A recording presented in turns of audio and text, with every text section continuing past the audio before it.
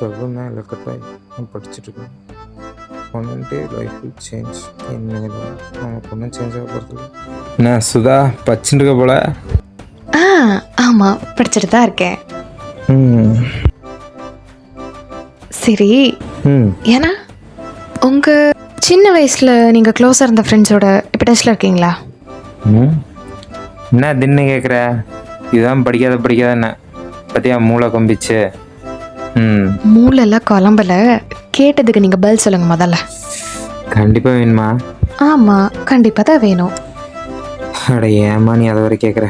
அந்த நாய்ங்களாம் எங்கே ஓடிச்சுனே தெரியல. இந்நேரம் எங்கே இருக்கோ இன்னும் ஒன்றுதுங்களோ இப்பெல்லாம் பேசுறதே இல்லை. சரி, அது எது கேட்டுக்கணும் விடுவியா? ஆமாண்ணா, இப்போ இருக்க மனிதர்கள் எல்லாரும் ப்ளூடூத் மாதிரி ரொம்ப க்ளோஸாக இருந்தால் கனெக்ட் பண்ணிக்கிறாங்க, கொஞ்சம் தள்ளி போனாலும் டிஸ்கனெக்ட் பண்ணிடுறாங்க.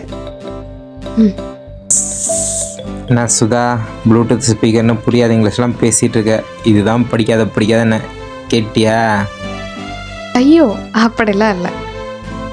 நான் சொல்கிறது உண்மைதானேண்ணா? இதெல்லாம் மனுஷனோட இயல்புமா, மாற்றின்னு இருக்க முடியாது. இப்போ நீயே ஒரு புக் படிக்கிற, one day life will change அப்படின்னு.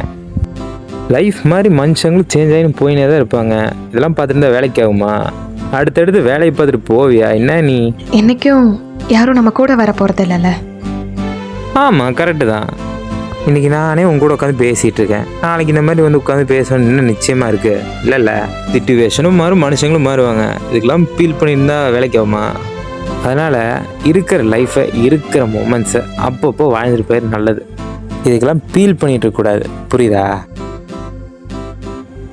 சரி, டைம் எவ்வளோ?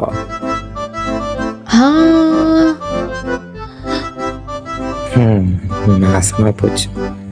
என்ன நேரம் தெரியுதா? 8. சாப்பிட்ற டைம் வச்சு போலையா? ஐயோ, ஆமாம், சரி பை பை. சோத்து முட்டை சொன்னது ஓடுது பாரு. இவ்வளோ நாள் வாய்க்குள்ளே உட்காந்து பேசியிருக்கேன். சாப்பிட வேணான்னு ஒரு வார்த்தை குடிச்சான் பாரு. அண்ணா சாப்பிட வரல? இதோ வந்துட்டுமா.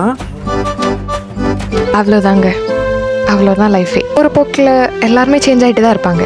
அதுக்காக நம்ம ஃபீல் பண்ணிட்டு இருந்தோன்னா நம்ம வாழ்க்கை பெட்ரோல் இல்லாத வண்டி மாதிரி தான் வழின்னு நின்றும். ஸோ அதுக்கேற்ற மாதிரி நம்மளும் அக்செப்ட் பண்ணிவிட்டு நம்ம வேலையை பார்த்துட்டு போயிடணும். அவ்வளோதான்.